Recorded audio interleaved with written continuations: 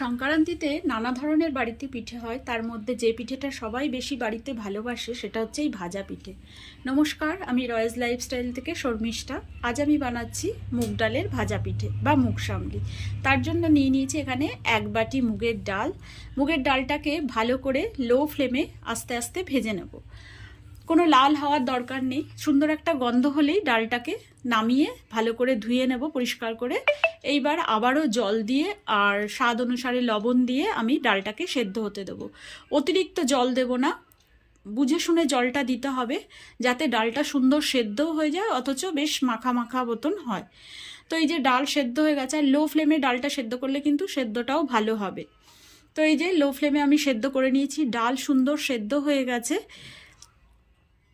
যদি অল্প সেদ্ধ হয় সেক্ষেত্রে ডাল ঘোটার কাঠা দিয়েও ভালো করে ঘুটে নেওয়া যেতে পারে। এইবার আমি দিয়ে দিলাম এর মধ্যে স্বাদ অনুসারে চিনি, যেহেতু পিঠে একটু মিষ্টি না হলে ভালো লাগবে না।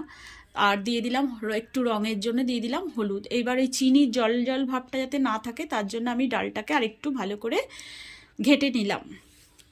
এইবার ওই গরম ডালের মধ্যে আমি চাল গুঁড়ো দিয়ে ভালো করে মেখে নেব। কোনো জল ব্যবহার করব না, ওই ডালের মধ্যে যতটুকু চাল গুঁড়ো ধরবে সেই রকমভাবে একটা আটার ডো যেমন হয় সেরকমভাবে মেখে নেব। এইটা আমার ফুটেজটা আর কি স্কিপ হয়ে গেছে, তো তার জন্য আমি দুঃখিত। যাই হোক, এইরকম ওই ডো থেকে ছোট ছোট করে লেচি করে নিচ্ছি। আর নারকেলের পুর বানিয়ে রেখেছি নারকেল আর খেজুর গুড় দিয়ে, চাইলে চিনি দিয়েও বানানো যেতে পারে যেহেতু শীতকাল, আর এই সময় খেজুরের গুড়টাই বেশি ভালো লাগে পিঠেতে, তো সেই জন্য আমি খেজুরের গুড় দিয়েই করলাম। তো এইভাবে আমি পিঠেগুলোকে সুন্দর করে মুখটা সিল করে দেবো।